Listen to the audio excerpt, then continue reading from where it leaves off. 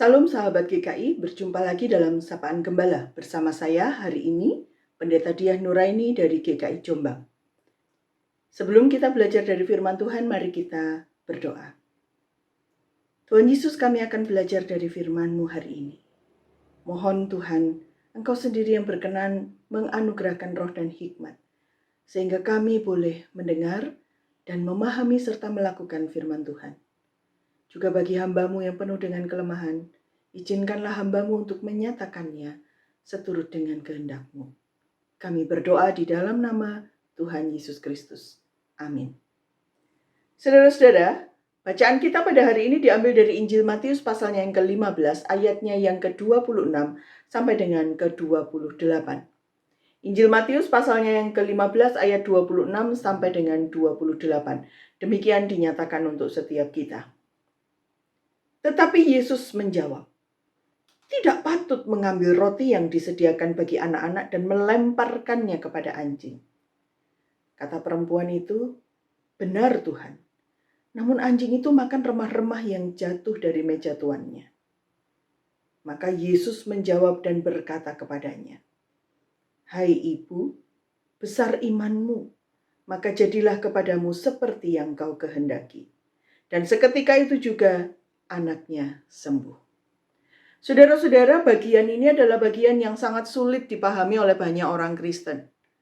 Karena kemudian orang bertanya-tanya, kok Tuhan Yesus sekasar itu ya?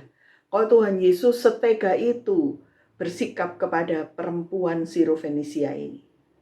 Saudara-saudara, pertanyaan-pertanyaan itu memang adalah pertanyaan-pertanyaan yang wajar. Kenapa? Karena memang Tuhan Yesus kita kenal sebagai Tuhan yang penuh welas asih, penuh belas kasihan, penuh kelemah lembutan.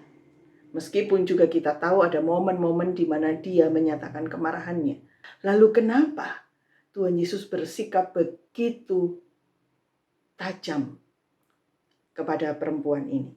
Saudara-saudara, untuk memahaminya kita perlu melihat terlebih dahulu konteks dari bacaan kita. Bacaan kita ini merupakan perikop kedua dari pasal 15, saudara. Perikop pertama dari pasal 15 bicara tentang perintah Allah dan adat istiadat orang Yahudi. Dalam perikop yang pertama tersebut diceritakan dan dikisahkan bagaimana kepedihan Tuhan Yesus, kesedihan hati Tuhan Yesus melihat bagaimana firman Tuhan itu seringkali justru diputar balikkan sedemikian rupa, bahkan dikalahkan oleh adat istiadat. Tidak ada kerendahan hati di sana. Dalam perikop yang kedua ini, perempuan Kanaan ini justru dikatakan dia memohon dengan tidak henti-hentinya agar anaknya boleh disembuhkan oleh Tuhan. Dan saudara-saudara, Tuhan Yesus memberikan sebuah kalimat yang sangat tajam ketika Dia mengatakan tidak patut mengambil roti yang disediakan bagi anak-anak dan melemparkannya kepada anjing. Perempuan itu menjawab, dalam imannya, dalam keteguhannya dia menjawab Tuhan Yesus, "Benar Tuhan, tapi anjing itu makan dari remah-remah yang dijatuhkan anak-anak." Saudara, jawaban itu menunjukkan kerendahan hati dari perempuan ini. Imannya yang begitu kuat bahwa Yesus akan menolong dia. Karena itu dia tidak berhenti memohon meskipun murid-murid bilang, "Suruhlah ia pergi."